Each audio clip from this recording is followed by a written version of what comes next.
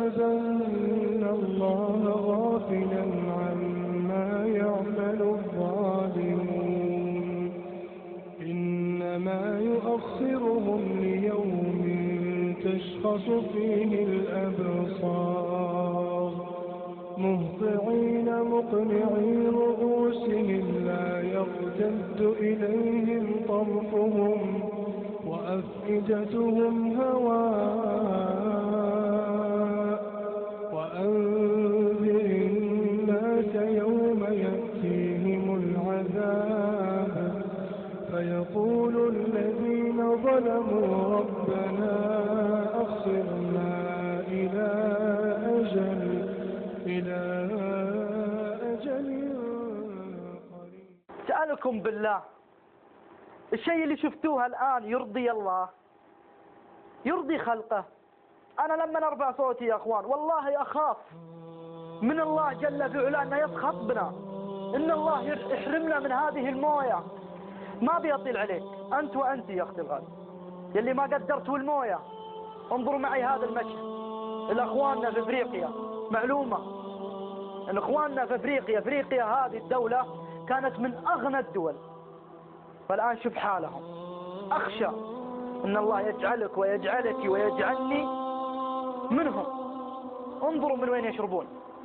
والله لو نستمر على حالنا الآن ونتعامل مع هذه الموية كما رأيتوا كيف ترونها بالشارع، أن يعاقبنا الله جل في علاه. هل تستطيع أن تشرب من مجاري؟ هل تستطيعون أن تشربون من موية تتوضاها الكفرات وتمر من عندها عزكم الله الكلاب والبسس؟ لا والله. ولكن الله غفور رحيم، ومن أسمائه الحسنى رحيم. والله سبحانه يقول في كتابه الكريم: قل يا عبادي الذين أسرفوا على أنفسهم لا تقنطوا من رحمة الله إن الله يغفر الذنوب جميعا. واللي حنا نعمل الآن ونتعامل به بالموية والله أنه ذنب، ولكن إن صححنا خطانا بيغفر الله ذنبنا. شوفوا المشهد معي الآن وطبقوه من هجر ومن شكر. انظروا معنا، انظروا يا حبيبي الغالي زي ما شفتوا. شوف شارب نصها وحادفها. الآن يا حبيبي الغالي إذا معك موية لا تحذفها، خلها معك. مريت بشارع لقيت زي كذا مويات ناقصة لا تحذفها، شلها. أسأل الله أن يرفع بها أعمالك. وش تسوون؟ كل ما مريت من البيت لقيت عنده شجر يا أخي،